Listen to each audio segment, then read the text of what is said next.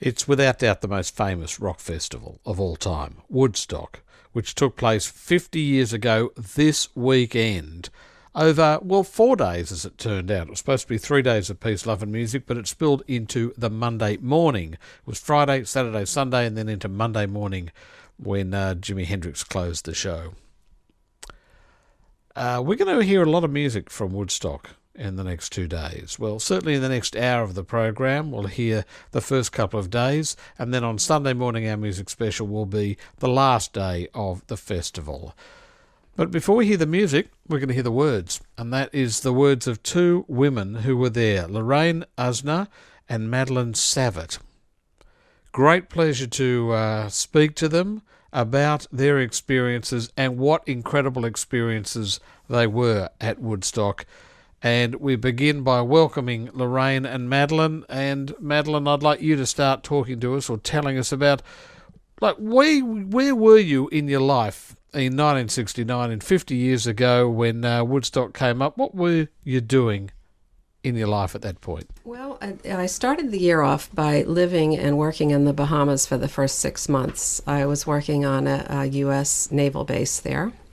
It was an adventure for me. I just found out about these jobs. It was not too far from where I lived in Florida. So I went over there for 6 months, and it was an unusual thing for me to do. Had you just finished school or college? No, I was 21. So I was just trying to find something new in my life. And so I did the Bahamas for 6 months. Then I came back to Florida and went to my second pop festival, and it was Atlanta, Georgia, 4th of July, 1969. That was just a couple of weeks before Woodstock, and it was seen as the kind of the forerunner. That's right. And I went with my brother and a friend of mine, and we were driving along, and we saw these two guys hitchhiking, and you picked up hitchhikers in those days. It was a lot of fun. So we picked up these two guys, and they said, "Hey, we're from Woodstock, New York, and there's going to be a huge festival, and you should come to it in August."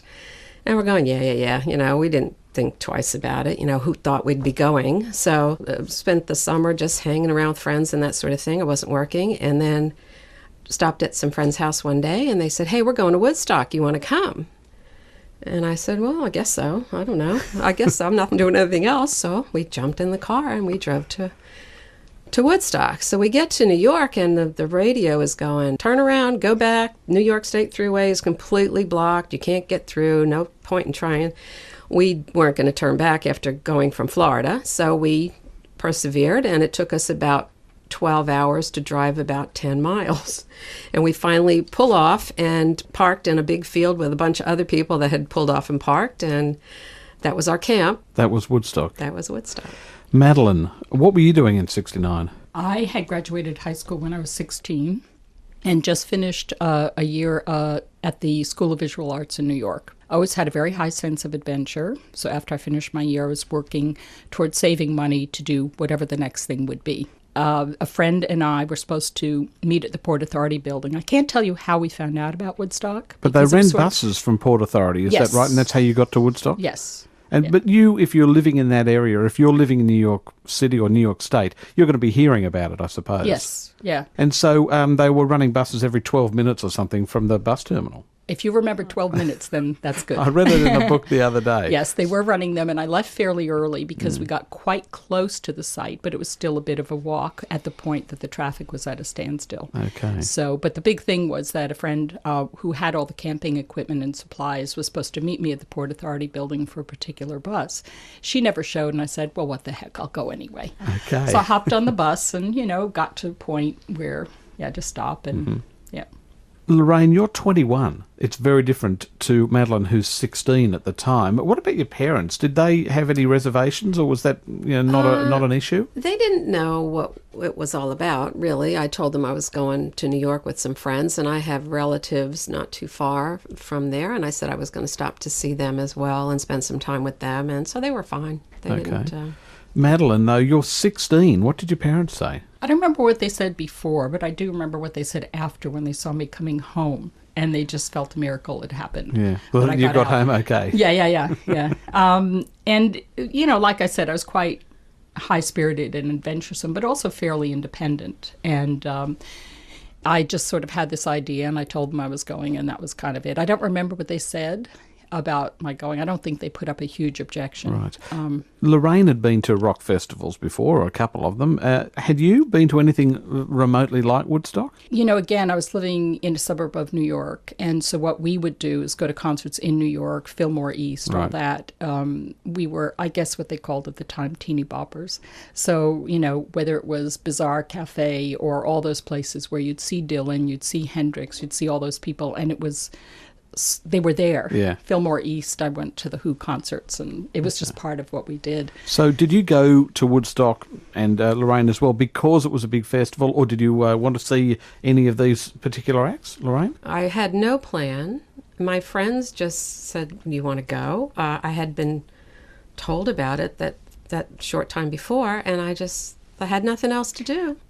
It was exciting. Yeah. It was really exciting to see all those kids, all your peers, just partying and having fun, and people talking to each other in the line of cars, and all this activity. It got more exciting, and we were not going to turn back. Okay. And how close did you get before you had to get out and walk? I'd say we were probably about a half a mile. Oh, that's not too bad. No. Some people walk 20 miles. Yeah. I don't remember how long. Yeah. I mean, I'm a walker, so it wasn't terrible. It wasn't awful. I actually had expectations of seeing my friend there. I mean, we really had no idea how big it would be. So I think when I hopped on the bus, I figured, I'll meet her there. Yeah. Did you run into people you knew in that crowd? I actually did. I actually ran into those two hitchhikers. Oh, no. Believe it or not, I did. It was unbelievable. We just looked at each other and they said, "See, we told you, we told you." And it was incredible. And I also ran into another guy that I knew. He was the bartender at the local place that my friends and I hung out at. And I was walking down the road with millions of people around, and I hear someone calling my name. And I turned around, and it was him. So I actually did, out of that sea of people. Lorraine Asna is our guest, and Madeline Savat, and they were both at Woodstock. I know a lot of people claim to have been at Woodstock, but these two actually were at Woodstock. So once you got there, what did you do? Did you set up camp? Did you find a place to watch? I mean, the stage was kind of at the bottom of the hill, and it was a very large hill. So what did you do, Madeline? Yeah, after I kind of scouted it out and saw that it was fairly hopeless, that I was not going to meet up with my friend, in my 16-year-old way, I just walked right down to the stage area. The barrier cordoning off the performers area was just a low little rope with, stanchions in between. Right. So I just stepped over it, and I was in the performers area. And at that point, I just sort of became friendly with some people who were there, who belonged there. For example? No, the people that I knew were just sort of production people or media people or whatever. But it was the area where all the performers were wandering around. So again, you'd see Jimi Hendrix or you'd see Crosby, Stills, Nash Young, and they were kind of wandering in that area. Were you starstruck, or was this just normal? I think you're always a little bit starstruck, but again, I'd seen performers before and everything. Mm-hmm. Listen, I think I was probably a 16-year-old curmudgeon even then, because after a while, the physical discomfort started getting so that, I really would like a Porta-John that, is not overused, or, I'm thirsty, I'm hungry. And, but no, it was a buzz. I mean, there were so many people, so that it was really quite nice in that way. Okay. And Lorraine? Camp consisted of the station wagon that we rode up on, and I think one of the guys had a tent. But, I don't remember sleeping. I don't remember eating. I just remember being there and being in the moment, and, it was... There was just so much excitement. Okay. Madeleine walked down to the front of the stage there. What did you do? Okay, well, after we set up our camp, we decided that we're going to go down and take our place at the festival. So we're walking down the street, and there were these guys had a table set up, and they said, "Oh, we're selling tickets. You got to have your tickets." So we bought our tickets, and we each bought a ticket, and we proceeded down the road and got to the main area of the festival, but the gate was completely trampled to the ground. Nobody was taking tickets anymore. You know, they didn't make money out of it for another 10 years or so. So I'm glad your money did contribute That's to right. And Woodstock. These guys were probably just, they probably printed the tickets themselves, and they probably kept the money themselves, because it didn't look like an official ticket stand, but, you know. You could buy tickets beforehand by mail, of all things. Did I had you buy advance tickets? Yeah. And so where are those tickets now? Because I know, Lorraine, you still got them. Yes, I do. Yeah. Madeleine? Maybe tucked away in some family archive somewhere. So you've still got them. You No. never handed them at the gate. No. There was nobody, Nobody was nobody there. It was to fun. do that with. Okay. Yeah.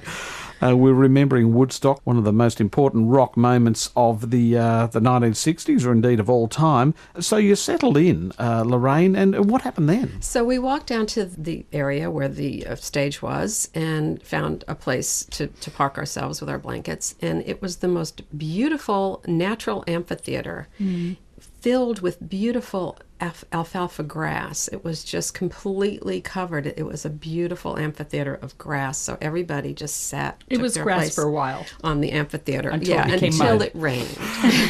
Where did you sit? Were you halfway up? Were you up at We the were back? about or were you- halfway, yeah. None of us had the desire to go down to the stage or anything. We were just happy to be in there to hear the music and to be in the vibe at the moment, you know. And who do you remember seeing first up on that first day? So, So Richie that's Havens Richie was Havens. first. I remember him very well because I was a Richie Havens fan. Okay. He was great. And I don't remember this Swami guy, Satchidananda.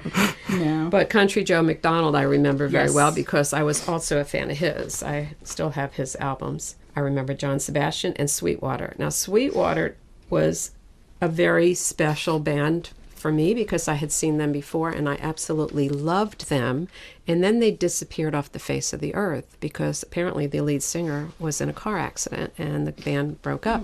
And nobody ever knew what happened to them. And for years, I looked for their music, couldn't find it.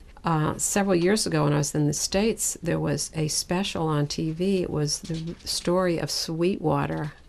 And they had this whole, like a drama about what happened to them. And I don't know how many people, thousands and thousands of people responded to that show because a lot of people felt the same as I did, that they really loved Sweetwater. So I remember them very well. You know, what also I want to know about Woodstock is you were halfway back in, 500,000 people, and Madeleine, you were up the front. You might have got a better sound. I don't know, but what was the sound like? The Could sound you hear was everything? fabulous. Really? Oh, yeah. It was loud. You could hear it for miles. Yeah, it was good. So you could hear every word, because there are a lot of stage announcements and all that sort of thing. Absolutely. So no problems in that regard. Just sitting there in the sun to begin with. It started about, 2 or 3 in the afternoon or something like that. Something like that. Yeah. Now, Lorraine, you were there the whole time. Yes. But Madeleine, you left early. How long did you stay? I was there probably afternoon of the second day. So it began on a Friday. We should point that out. It began on a Friday, then there was a Saturday, then the Sunday. In fact, it finished on the Monday morning because things were running so late. At what point did you think, you know what, I'm going to leave here because this is not what I wanted? Well, I enjoyed it while I was there. And as I said, I met these people everybody was gracious and nice and all that. And so they had what I later saw as very makeshift tent. And I was in the tent, in quotes, inverted commas. And about 2, 3 in the morning, it caved in with torrents of rain. And I didn't have a change of clothes or anything. And I was in my white phase. So I had come inexplicably wearing all white. I mean, that didn't matter. But I mean, nonetheless, just bedraggled. But most of the way through the second day, I said, you know what? I've had enough. It's okay. I can see these people another time. So it wasn't at that stage such a big event that you thought, if I'm leaving now, I'm going to miss one of the most important things in history. Yeah. No, because what happened after that was actually quite amazing to me. And that was along with the discomforts. And you could see people having bum trips. You could see people in not very good shape. Yeah. And again, for that size of crowd, the odds are that more disasters would happen, which they didn't. But there was a lot of discomfort. And what bothered me was I was right near the helipad where the helicopter was coming in. And you saw them bringing out crates of champagne and strawberries for the performers. And beautiful meals and all that. And they were not bringing out enough people or bringing supplies to people that really needed basic stuff. Mm-hmm. Food and water. Yes. And it just wasn't forthcoming. And I have to say that bothered my sense of justice and all that stuff. I know that did change later on. I think there were food drops made at some point. It was like a war zone, I suppose. But then you thought, you know what, I'm gone. That's right. And so I just walked up to the helicopter. I got on. At some point, somebody said to me, "Who are you?" or "Who are you with?" And I said, "Nobody." And I sat right by the door of the helicopter and looked down. And as we pulled away, again, this image is just extraordinarily memorable because as far as you could see, it was just squirming with people. And I'd never seen an image like that. I'd never been on a helicopter before either. But that image is absolutely indelible. So pulling away slowly from the hill, and the entire hillside is just this carpet of bodies. That was quite memorable. Lorraine. And then the whole adventure of actually getting home. Well, I'll get to that now. Yeah. Lorraine was one of those people on the hill. Madeleine Savat is our guest, and Lorraine Asna talking about Woodstock. Madeleine, no one threw you off the helicopter. Who else was on it at the time? It was just sort of roadies and groupies, right. People who would be going back to Liberty Airport, picking up things, supplies, whatever, and then back. I remember there was one young woman who looked about 12, and she was clearly a groupie. And I thought, well, she's way too young. I mean, and she was the one who said to me, "Who are you with?" And I said, "Nobody." She thought you were a groupie as well. She thought I had to be, yes, one of them. Yeah. So then the helicopter landed at the airport. Where did you go to from there? Liberty Airport, I just worked it out. I had enough money. I think what I did was from the airport, took a bus back down to New York. From New York, I could take a train up to Westchester where I was living. And my parents saw me walking up the street, and they could not believe their eyes because this was national news about how everything was paralyzed around the site. So they couldn't understand. They just could not get that I actually got myself out of there. And you had the presence of mind just to get on the helicopter and stay on? What can I've been a bourgeois my whole life. Not enough water, not enough food, you're wet, you're tired, no You weren't sleep. a hippie? No, actually I really never was. Lorraine, were you a hippie? I guess I was a flower child, yes. I stayed to the end. There was no question. Well, you had your rides with you too. Had a ride, Yeah. had a group of friends, but at the same time, I'm a diehard. I will stay to the bitter end, and I did. But the end wasn't that bitter. Tell me about then maybe day 2, day 3, the people you saw. You mentioned The Who. They were fantastic. Oh, they were great. Oh, they were unbelievable. I loved the band. They're one of my all-time favorites. Right. Country Joe and the Fish, Country and the Joe. incredible string band, who I still love. Arlo Guthrie. Very quirky and Canteet.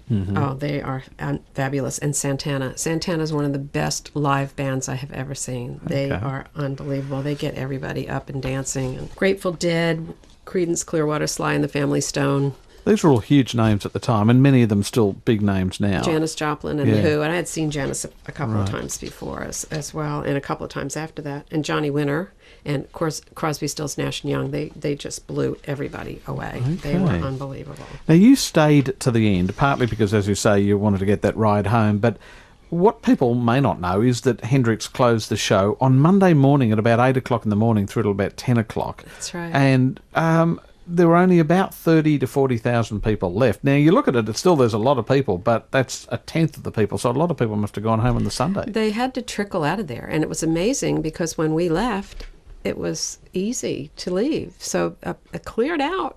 Yeah. It must have been a steady flow, but we didn't have any problems getting out. Were there mostly teenagers there? I mean, Lorraine, at the age of 21, I've got to say, you're probably one of the oldest people there. I think there was a good group of people my age. Yeah. But, the funny part about it is all the movies and all the magazines and photos that you see are all long-haired hippie types, but there were a lot of people that were not. Yeah. I'd say half of the people that were there were not long-haired hippies. There were nuns there and all sorts of things. In habit, right? Yeah, exactly. Wet habit. We also see a lot of the swimming, the skinny dipping. Now, I'm not going to ask you whether you did that, but I mean, did you see plenty of that sort of activity as well? I didn't go down to that area. I didn't know what was going on at the time. I did see some nude people walking around, but they were just having fun, I hadn't seen that before in my life, so that was, something different for me. But there not were a lot, but sorts. they were around. The age spread. Listen, I feel that the movie was made partly to recoup some of the losses, which it was, and so in that was kind of born the myth I mean, yes, it was an extraordinary event. It really was. But the myth was really made with that selective editing of the images and everything. I mean, there were plenty of people in New York who were working people. There was a pretty big age spread, I think. You know, people into their 30s probably. Oh, yeah. And not everybody was sort of expecting it to be this sort of gigantic bath, you know. But I think a lot of people left there very changed. If they didn't go there with a certain mindset, they may have left with a different mindset. Okay, Madeleine, you were a bourgeois 16-year-old. Did you change? Did you become a hippie or a flower person, flower child after that? No. In fact, after that, not too long after that, I moved to San Francisco, and I had my own apartment, and I was 18 at the time, and I watched it all. I mean, it was the tail end of the, you know, peace and love thing, and actually I have to say at the tail end of that whole time it became fairly ugly.